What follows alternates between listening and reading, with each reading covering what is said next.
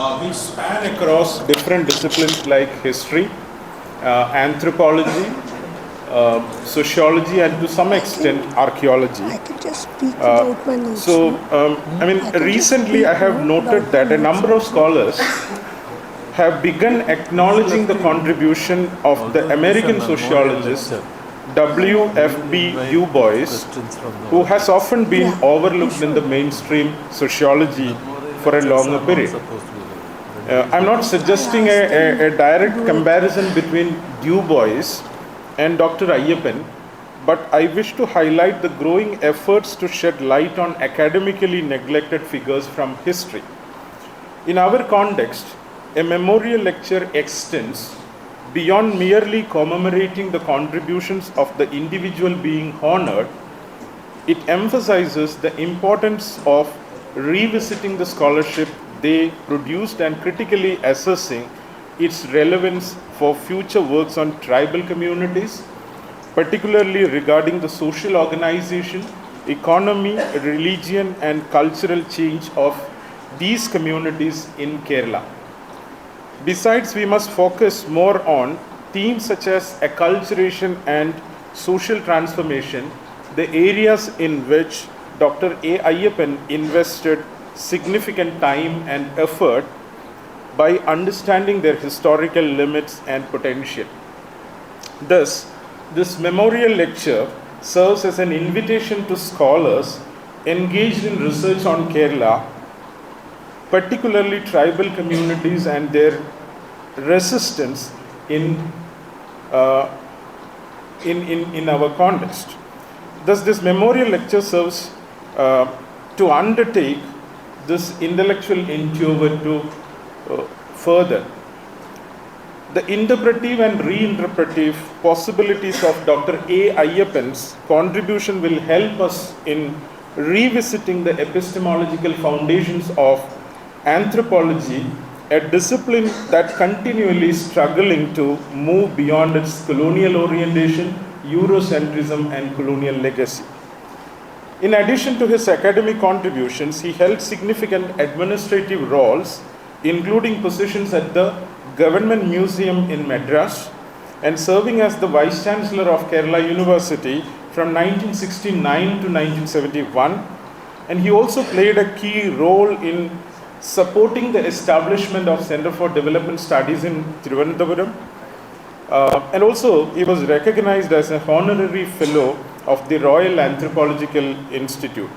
Both his academic and administrative legacies should be critically examined in light of our current context. We believe that Dr. A. Aiyappan Memorial Lecture that will be held annually is conceived in this spirit. We are particularly honored today to have with us Professor Archana Prasad, who will deliver Dr. A. Aiyappan Memorial Lecture. Professor Archana Prasad is a distinguished scholar and currently professor at the Center for Informal Sector and Labor Studies at Jawaharlal Nehru University in Delhi. She is an ideal choice to deliver this lecture due to her shared areas of interest with Dr. A. Aiyappan. While their perspectives and frameworks regarding tribal studies may not be identical, Professor Archana Prasad's work has significantly enriched contemporary discussions on Adivasi studies, Adivasi livelihoods, labor and resistance, as well as identity questions. It could be seen that some of these themes were initiated by Dr. A. Aiyappan at a very preliminary stage. Professor Archana Prasad has authored several influential books and articles. I would like to highlight two of them here due to time constraint. One of the important works that I would like to mention here, that is Against Ecological Romanticism, Warrior Elvin and the Making of Anti-Modern Tribal Identity. In this work, she problematized the renowned anthropologist and policy advisor Warrior Elvin since he romanticized the portrayal of tribal communities. In which Professor Archana Prasad argues that Warrior Elvin constructed an anti-modern tribal identity that idealizes the past and fail to understand the changing nature of historical and social realities. I find the relevance of this argument going beyond a critical engagement with Warrior Elvin, and it is still relevant while engaging with tribal culture, community, and their various forms of livelihoods, activities in the present context. The second book which I wanted to mention here, that is Environmentalism and the Left, Contemporary Debates and Future Agendas, published by Leftward in the year 2004, if I am not wrong. So this period, 2004, a period that was so important because by late 1990s and early 2000, left movements and left political parties confronted a lot of dilemma in addressing environmental problems, environmental movements, and associated tribal questions. In fact, left movements were one of the major focuses of the criticism by the environmental movements, defining the nature of the relationship between left and environmental movements in India was an ambiguous area during the period that I mentioned earlier.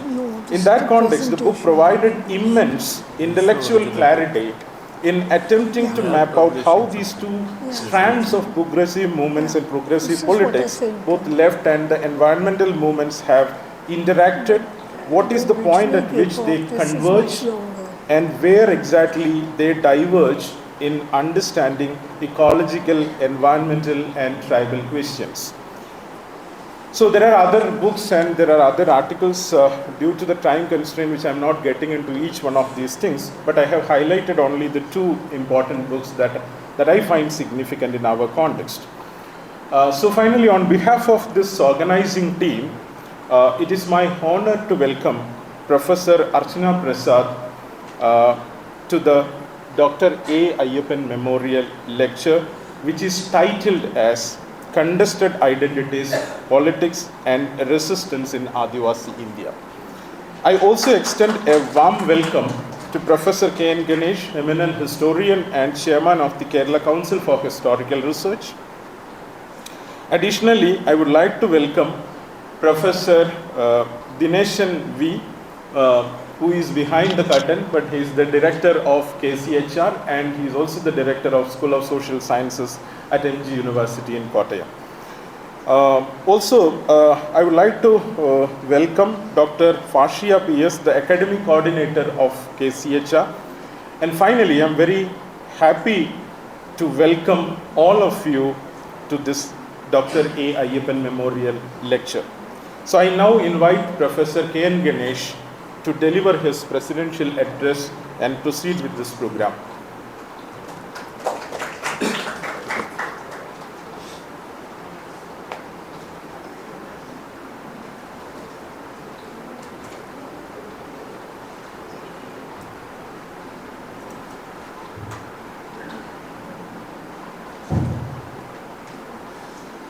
പ്രിയ സുഹൃത്തുക്കൾ,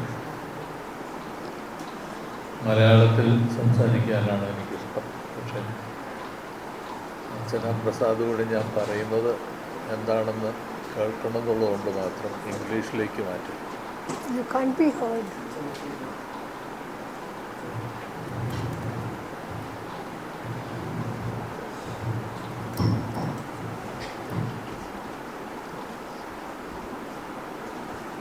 I'm not going to stand in the way of Archana Prasad's presentation and you.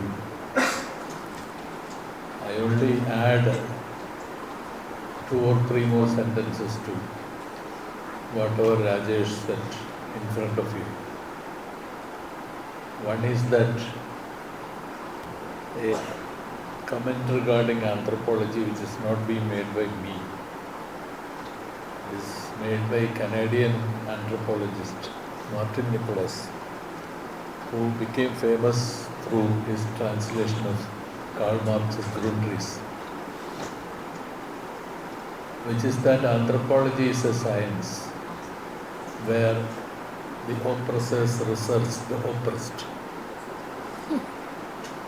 So that had been the unfortunate situation which anthropology had been long been there in between among us. Primarily because it took the form of colonial ethnography, where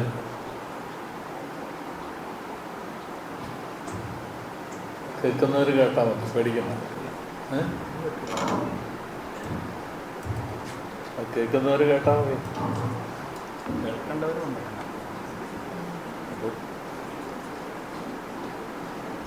So, just for those people who did not listen to hear what I said earlier, anthropology is a science where the oppressors actually research the oppressed.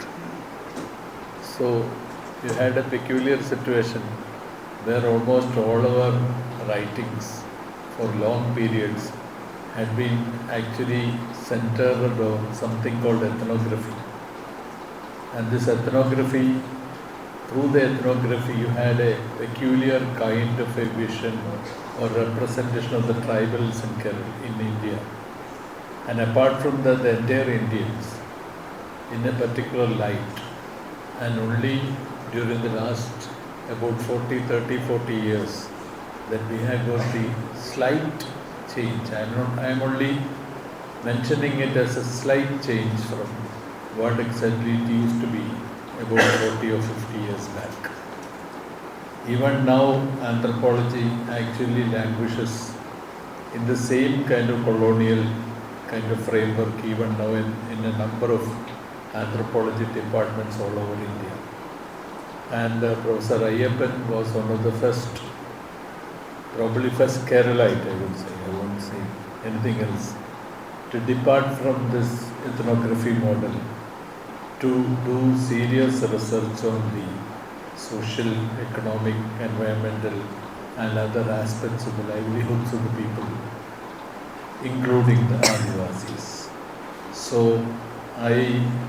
we remember Aiyappan as a path breaker in that sense, primarily because he departed from colonial ethnography to something different. Possibly that something different he was not fully able to realize. That is what I feel. So it is up to the next generation of anthropologists who are sitting here, a number of them including Professor Dinesan and Rajesh etc. who are sitting here, who actually should realize that potential of anthropology. And Archana Prasad, among others, has been one of the trailblazers in recent periods regarding a new version of anthropology which is related to history as well as social sciences. So I request, with these few words, I request Professor Archana Prasad to give her presentation and you, the audience, to ask her and drill her with questions. Professor K.N. Ganesh, Professor Dinesan, the organizers of this program, and my host, Dr. Rajesh, and Dr. Fashia. Thank you for this invitation to deliver the Aiyappan Memorial Lecture. And of course, I should not forget to welcome the respected audience over here. Thank you for this honor to present the Aiyappan Memorial Lecture. For me, the invitation was a learning process. I actually got some advice and I read some of Aiyappan's work before coming over here. And while reading the work, I realized two important things.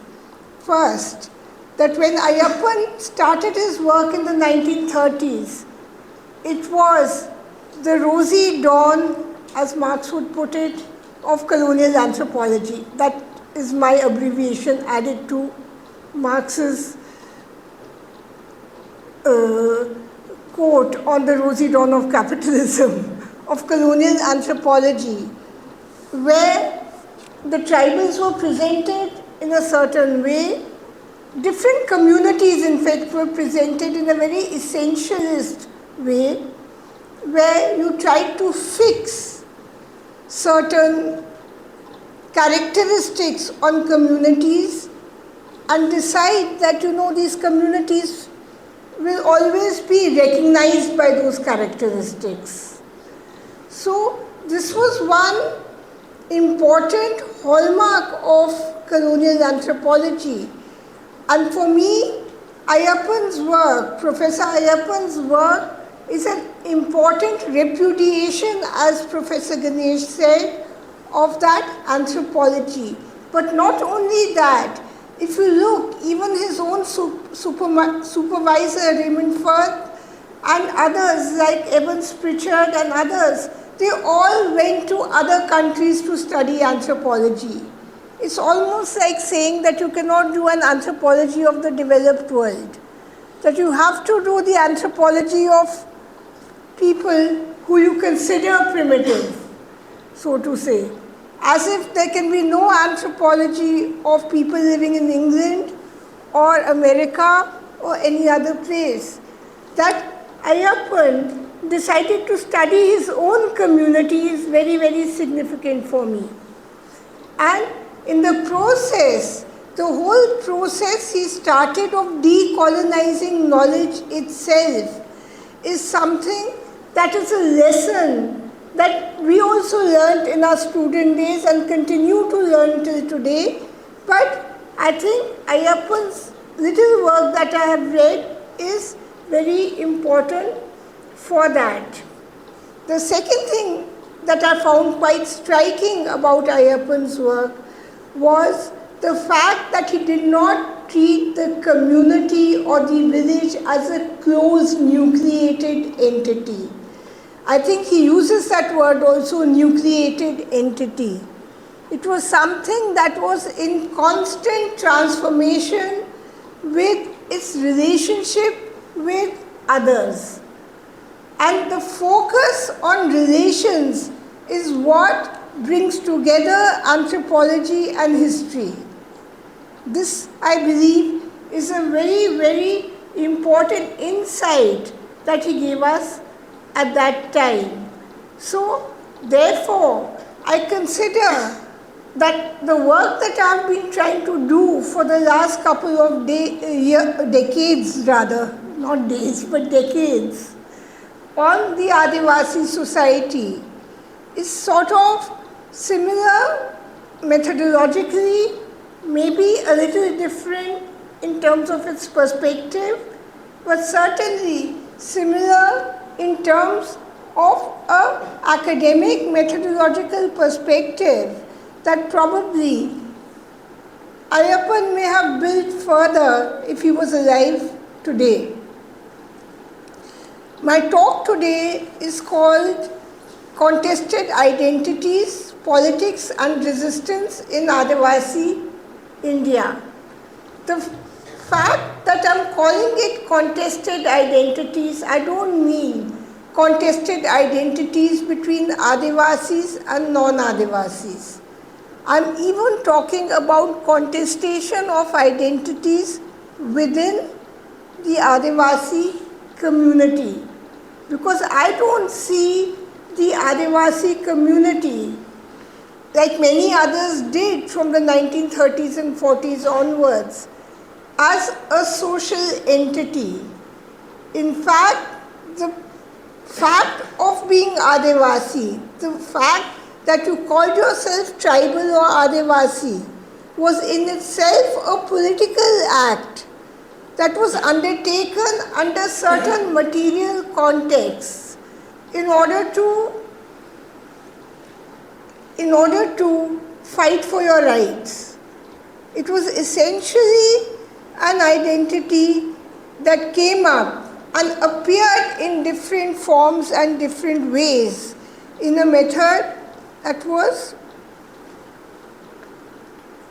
this thing. So, in a way that was coming together in order to oppose something. The Adivasi identity itself is only recognizable when it is performed. Performed maybe in a ritual to assert your identity to something or something else, maybe as an act of resistance. But usually the performance of the ritual is also done in a certain context. Maybe your land is getting grabbed. So you want to assert your ancestrage, and you want to also assert the historical nature of your land right. After all, the entire dominant political Adivasi identity of central and eastern India was basically a Santhal Munda identity. It did not really have the cultural characteristics of the Pahadiya, the Domes, the Kols, who were the minor tribes of that area. Yeah, it was basically the identity of those who were also defending their traditional institutions, authority, and their rights to common lands.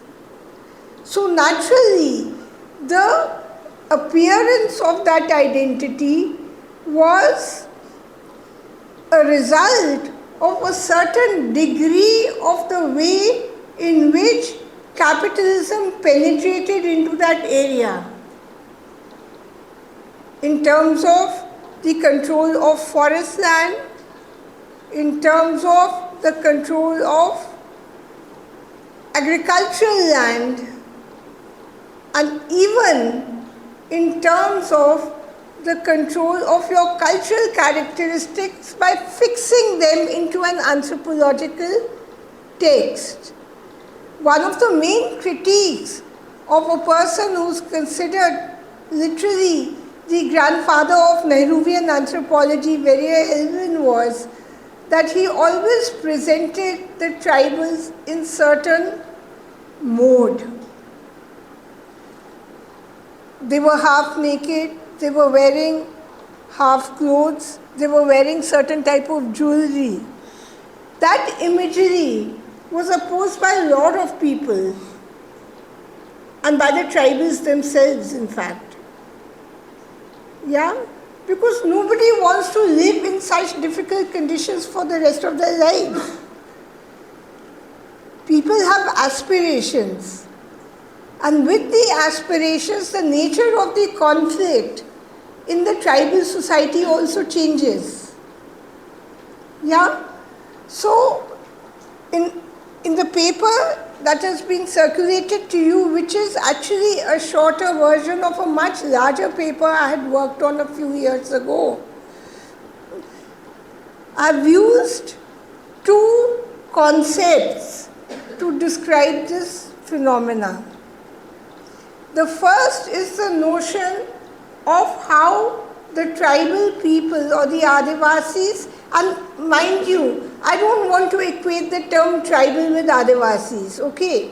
But I'm using the term Adivasi in a very generic sense. You know, if you look at the northeast, there's no Adivasi person there. They are tribal people. The only Adivasis are the people who migrated from eastern India to the tea plantations of Assam and these areas. There's a conflict between them. But I'm talking about people who consider or projected themselves as indigenous. They talked or invoked their historical land rights to their ancestor, and they invoked their rights over commons and forestry. This is something that is common to all generic Adivasi identities or tribal identities, and they are significantly different from the way in which the Indian state defined what is a tribe or the scheduled tribe. So the point that I'm trying to basically make is that I'm using it in a self-definitional sense. And then I'm trying to explore how that self-definition comes about and changes with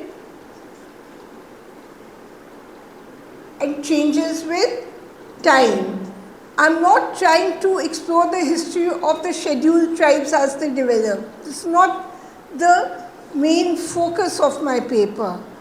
And in that, I've tried to use two complex concepts. The one is the notion of the contradiction, the principal contradiction that arises because of the conflict between capital and labor in Adivasi areas, where a majority of the Adivasis are labor, perform labor for non-Adivasis. Yeah? The other is the notion of the non-antagonistic contradiction. And those of you who are familiar would know that I got these concepts from a Marxist methodology, where in historical materialism you have the idea of dialectics and contradictions.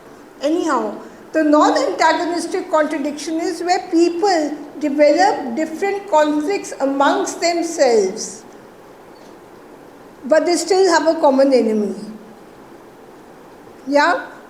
And the third thing that I used is the notion of the Gramscian notion of what I call the complex of superstructures. Yeah? In this Gramscian notion, basically what we say is that actually the so-called subaltern in the Gramscian sense, not in Ranajit Guha's sense, yeah, is always going to appear disunited till it is united against the state. And the state itself is a unity of the class interests of the ruling classes. Yeah? So, if you look at the trajectory of most of Adivasi politics,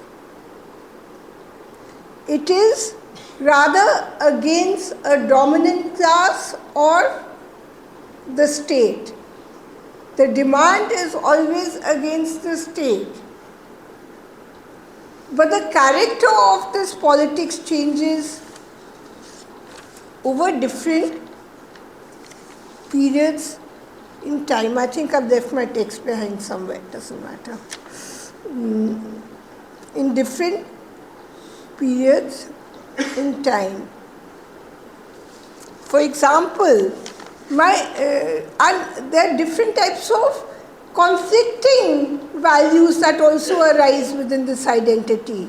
For example, for decades now, that the Adivasi social identity is imbued both with democratic, hierarchical and feudal values. It's both. It displays a certain type of democracy, but it's also subordinate to an extremely hierarchical structure within the tribal community. It's also an identity that gets polarized over time. And I will explain this in a minute. What do I mean that the Adivasi identity gets polarized over time? It means that the patterns of development that are taking place in Adivasi area, one, they are not homogeneous.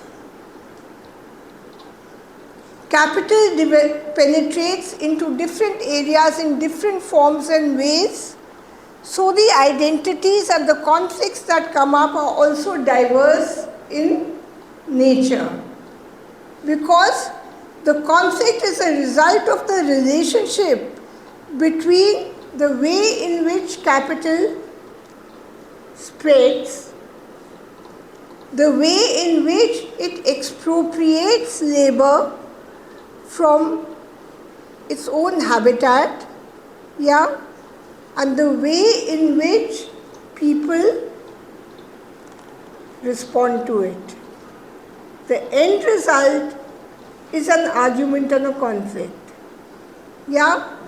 But whenever that conflict is resolved, as Gramsci himself has shown, certain part of the oppressed get incorporated into a new power structure. And this has happened with Adivasis over time. Yeah? If they get incorporated into a new power structure, it's obvious that the character and the class basis of the Adivasi politics also changes. So, if you look at a period over history, and I will lay out these periods in 5 minutes. If you look at the different periods over history, you find that the polarization within the Adivasis also grows. But this polarization is not along religious lines. It's not merely along cultural lines, but it is across class divides. Long cultural divides. And my argument has been, over the last few years, what I've been exploring, and it took a long time for me to realize that the changing nature of the conflict is intimately related to the changing nature of the state and the political economy of development as we see it over an emerging period. Now, within this broad background, I can identify at least 4 distinct phases of the development of Adivasi identity. Phase is during colonial capitalism. Yeah? And even that you can divide it into 2 sub-phases. One would be before 1858, before the takeover of the crown, and the other after that. During the revolt of 1857, we see that I'm giving you a very broad overview. In the discussion, we can get into the nuances, no problem. In 1857, we really find that the traditional authority and the working class peasantry and the peasantry within the tribe Adivasis, they unite together to defend against the penetration of capital. You should remember that the early 19th century, late 18th century and early 19th century revolts against the British Empire, many of them were led by Adivasis. And the Adivasis have a continuous history of protest during this period. In fact, if you go beyond that period, even at the time of modern petitioning, the divergences between the way in which Indian nationalism or the dominant nationalist leadership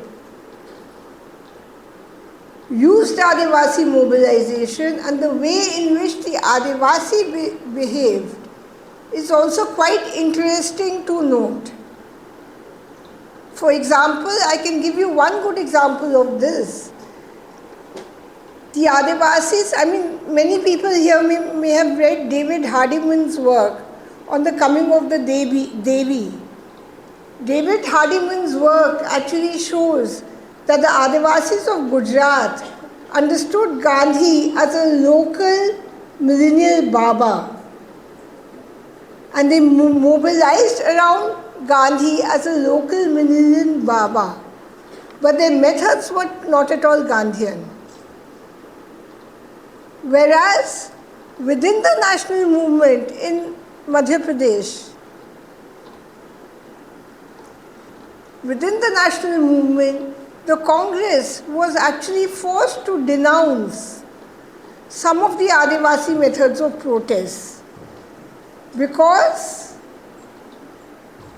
the Adivasis said that if you want independence, for us, independence means what? It means the right to the forest, the fact that we can go into the forest and get needs for our livelihood. So, while the Adivasis fought for independence, they articulated their demands in terms of the need for the recognition of their rights. And what is interesting to see is this was not just one trend. If you look at the 1930s and the 40s, a lot of the very large peasant movements in not directly administered British states were imbued with Adivasis, Adivasi mobilization. You can look at Telangana with the Koya tribals. You can look at the Bhaga at the cusp of independence, the Bhaga and Telangana, and you can look at the Varli struggle, of which I did an oral history.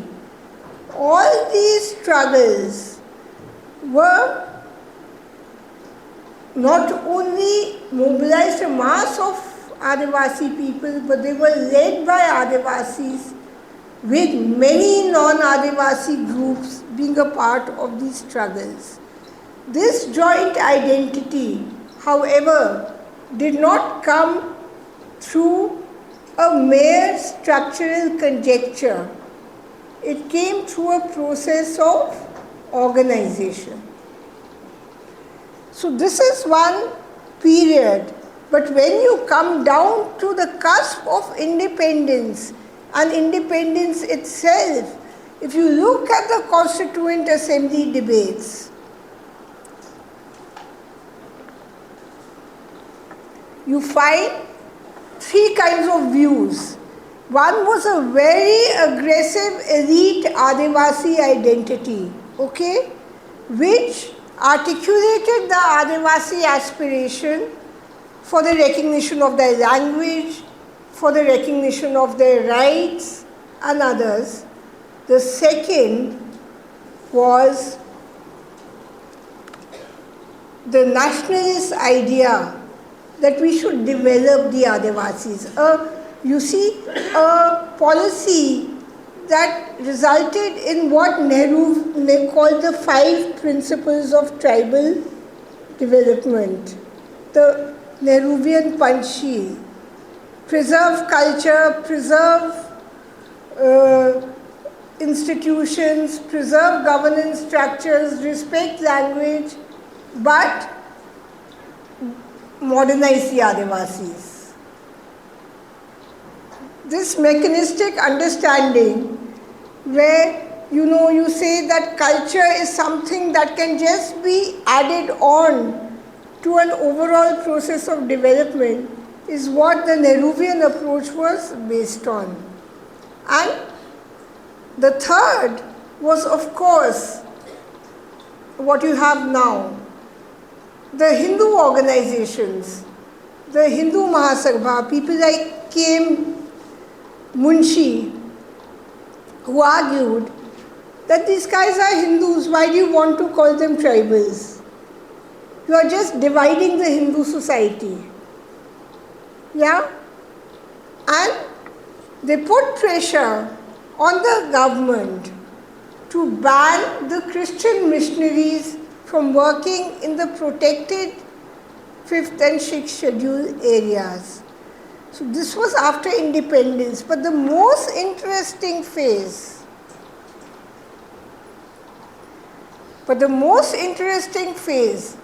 of Adivasi politics comes with the 70s and the 80s. And why am I calling this the most interesting phase? I'm calling this the most interesting phase because this shows a stark polarization within Adivasi politics. On the one hand, you have the fruits of development that do not reach, of the so-called modern development, which do not reach Adivasi areas. Rather, Adivasi areas are plundered for their resources for overall national development. In the sense that the Adivasis sacrifice for the development of the nation and do not get the fruits of development instead. But this belief in nationhood,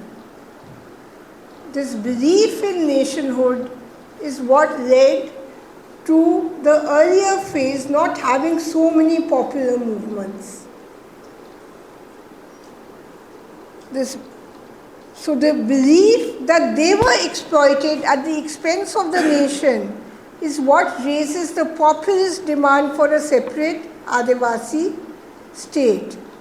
On the other hand, you have the Adivasi ruling class that has got consolidated through a policy of reservation, which argues for their own inclusion into the power structures. So, in Jharkhand, for example, you have two important movements. One was the movement for a separate Jharkhand state, which was led by the person who became chief minister, like Shibu Soren, Ramdayal Munda, and these kind of people. The second was a working class Adivasi movement, which is part of the larger trade union movement in coal mining areas, like A.K. Roy's movement. They all also joined the Jharkhand movement, but there was a huge argument within the identity politics itself. What kind of identity we want? In Chhattisgarh, you have the famous movement of the Chhattisgarh Mukti Morcha, which was a trade union movement in the Bhilai coal fields. But mind you, that trade union movement was not merely a movement of tribal people. Yet, its articulation was very Adivasi. This is the interesting part that I'm talking about. So, two social classes with different social bases, with different experience of how to resolve their own problems and conflicts, develop two separate kind of politics. One, a much more militant politics, and the other one, a much more accommodative politics, so to say. And then, with neoliberalism, when you have the push towards land alienation, dilution of all the safeguards that you want, plus the development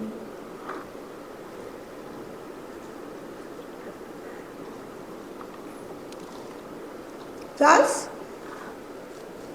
the development of private capital in Adivasi areas, obviously the nature of the conflict changes and the nature of the movements also changes.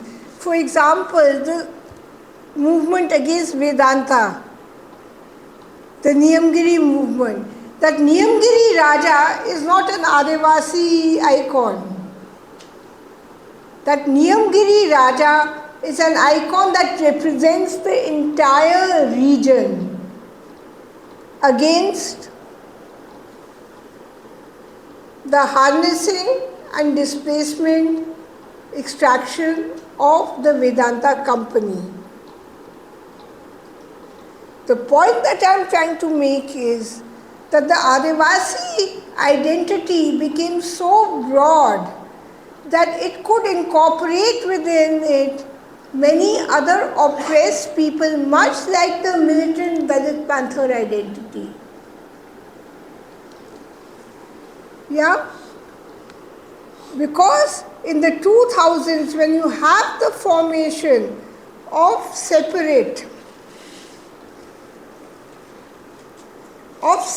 state of Jharkhand and Chhattisgarh, yeah, what do you have? You have much more primitive accumulation taking place in Jharkhand and Chhattisgarh. You know, everybody used to say that when the new state is formed, our people are going to get freedom. They are going to get rights to their resources. But when the new state was formed, one of the last statements Shankar Guha Niyogi gave before he was killed in 1990s, early 1990s, was that we are not going to get a Chhattisgarh that we want, because the basic development paradigm of the Adivasi ruling class is the same as that of the Indian state. And when Chhattisgarh was formed, that year I travelled in Jharkhand and Chhattisgarh. When Chhattisgarh and Jharkhand were formed, that is the first year where I've seen completely empty villages due to drought, famine, and the takeover of lands by mining, aluminium and other companies.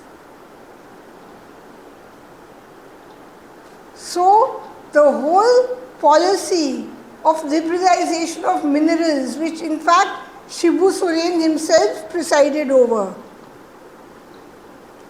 was effected through the Adivasi ruling class itself. And that's why I am saying the contradiction within the Adivasi society also goes up. Why? Because the ruling class of the Adivasi became as complicit with capital as was the non-Adivasi ruling class. So therefore the character of Adivasi resistance has changed remarkably. And that change of character of Adivasi resistance is what characterizes the entire history of Adivasi identity. And I want to make one last point about this.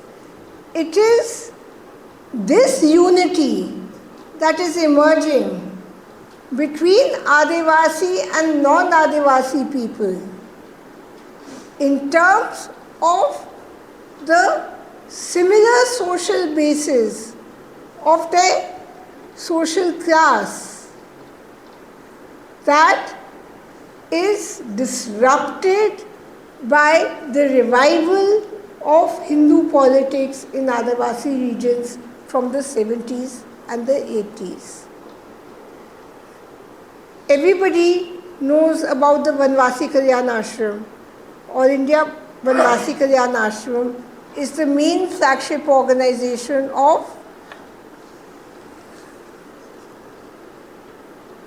the RSS and its political affiliates in Adivasi regions. In 2008, for the first time, you have an argument that says that those Adivasis who converted to Christianity are not Adivasis, because Adivasis are all Sanatanis. So they should be bereft of their benefits. And the polarization takes place. The Orissa riots of 2008 were basically about the fight over how the benefits, the limited benefits you're getting from the state will be distributed within the Adivasis. And the religious polarization became stark. The second instance of this is the Bodoland riots in Assam, in Silchar, Assam, where Muslim tenants were targeted as Bangladeshis, not by Brahminical people, but by Adivasis. This shows the deep penetration of Hindutva in polarizing Adivasi societies, and this is the main challenge that we face today. We want to build a unity amongst Adivasis on the basis of